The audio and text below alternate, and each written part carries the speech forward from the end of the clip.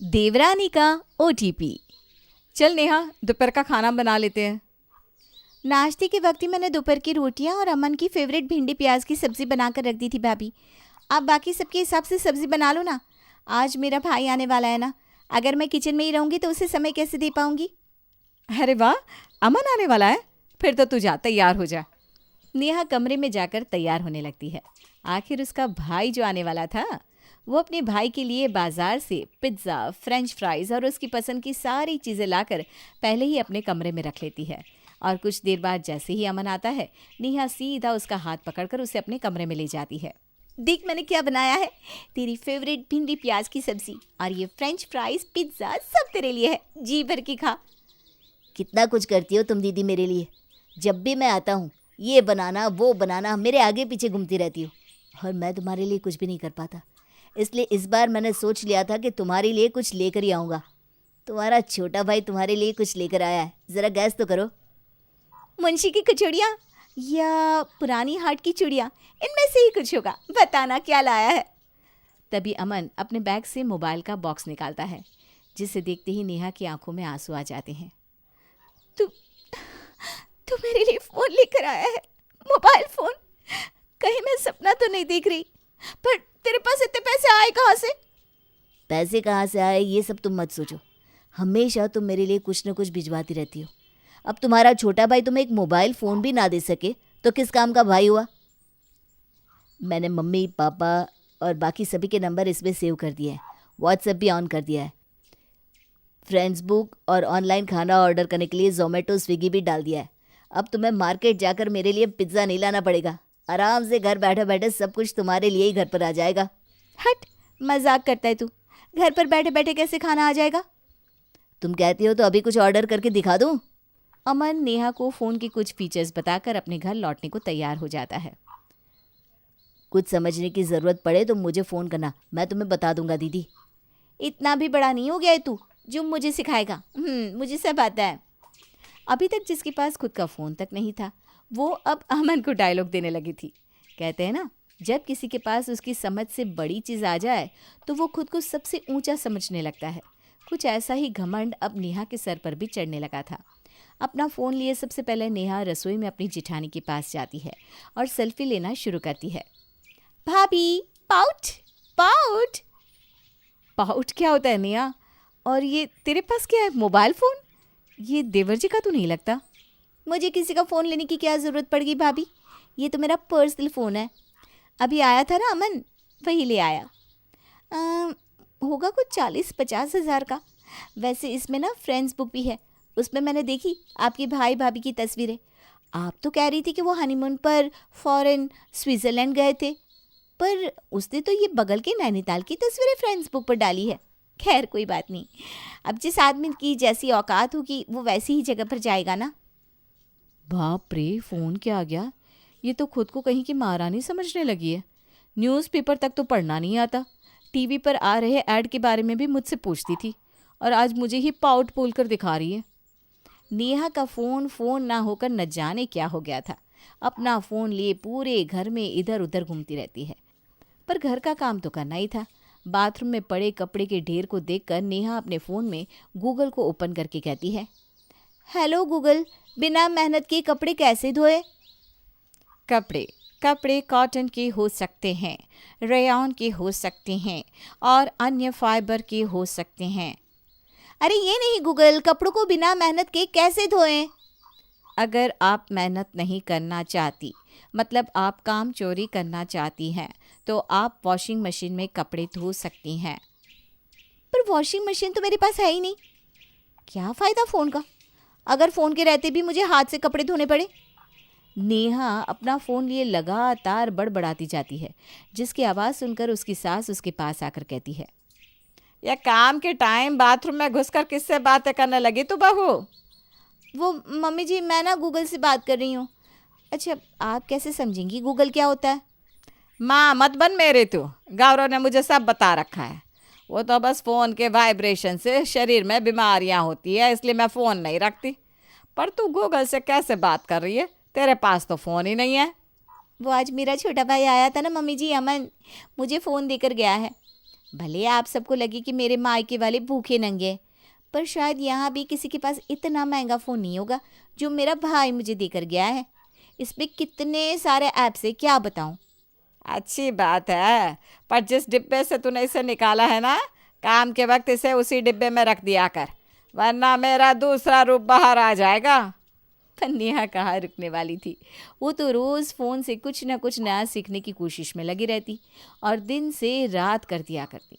अब मोबाइल में नया ट्रेंड देखकर उसे भी वैसे ही कपड़े पहनने थे, इसलिए अब उसने पहली बार हिम्मत कर ऑनलाइन शॉपिंग की और 2 दिन बाद दरवाजे पर दस्तक होती है। ऑर्डर।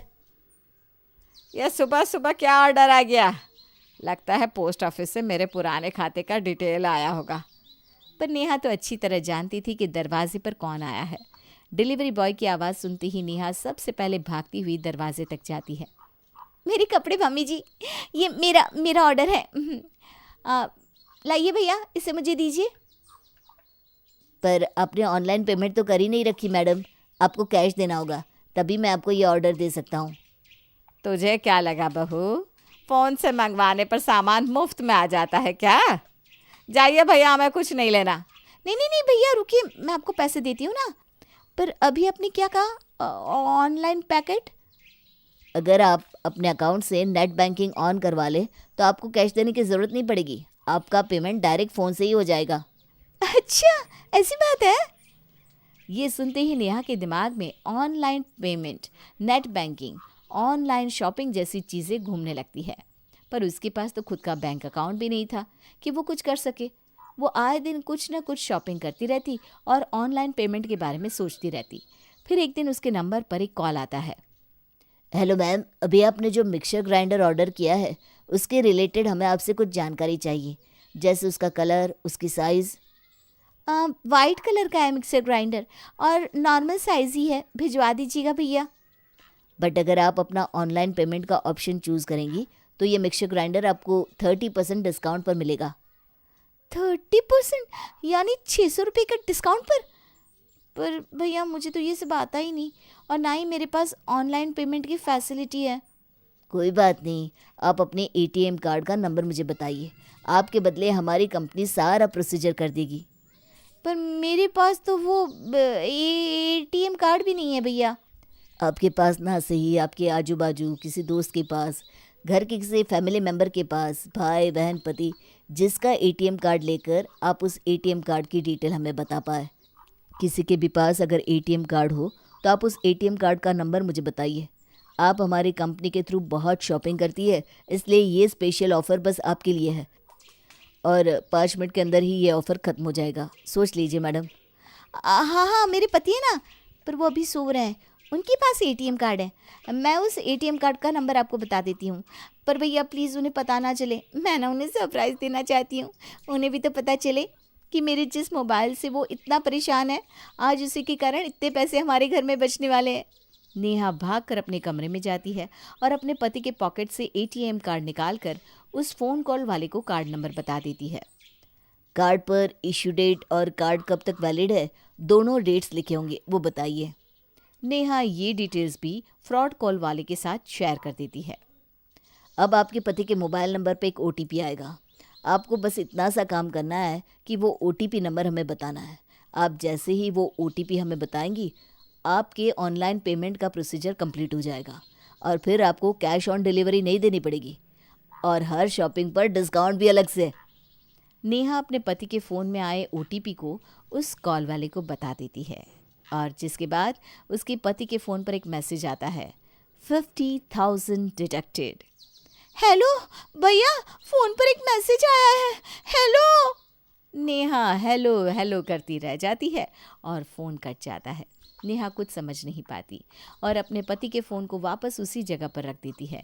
नींद से जागकर जैसे ही गौरव अपने फ़ोन पर आए मैसेज को देखता है, उसका पारा चढ़ जाता है। वो गुस्से में कमरे से बाहर आकर नेहा को आवाज़ लगाता है, नेहा, नेहा कहाँ हो तुम? बाहर आओ। मैं जानता हूँ ये सब तुम्हारी ही करतूत है। तुम ही आई थी ना कमरे में मेरा फ़ोन लेने, आई थी ना? क्या किया तुमने मेरे फ़ोन से, बताओ। मेरे बैंक अकाउंट से 50,000 माइनस हो गया है। नेहा ये सुनते ही फूट फूट कर रोने लगती है।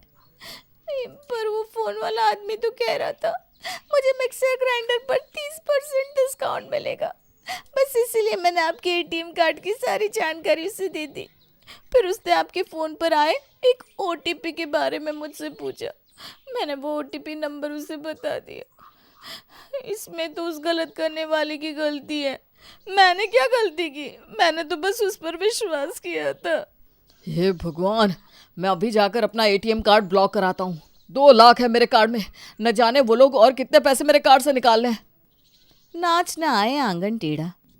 फ़ोन चलाना आता नहीं और फ्रॉड करने वाले को सारी डिटेल्स दे रही हो। अरे दुनिया तो बैठी है फ्रॉड करने के लिए। किसने कहा था ओटीपी देने के लिए? और बन हीरोइन, बैठे बैठे इस लड़की के कारण इतना बड़ा नुकसान हो गया। अब तू फेंक रही है या इस फोन को मैं फेंकूं? नेहा का ओटीपी शेयर करना उस पर इतना भारी पड़ जाता है कि उसके हाथ से उसका फ़ोन तक चला जाता है। अब तो चल रसोई में, अब तो तेरे पास तेरा फ़ोन भी नहीं है आउट करने के लिए।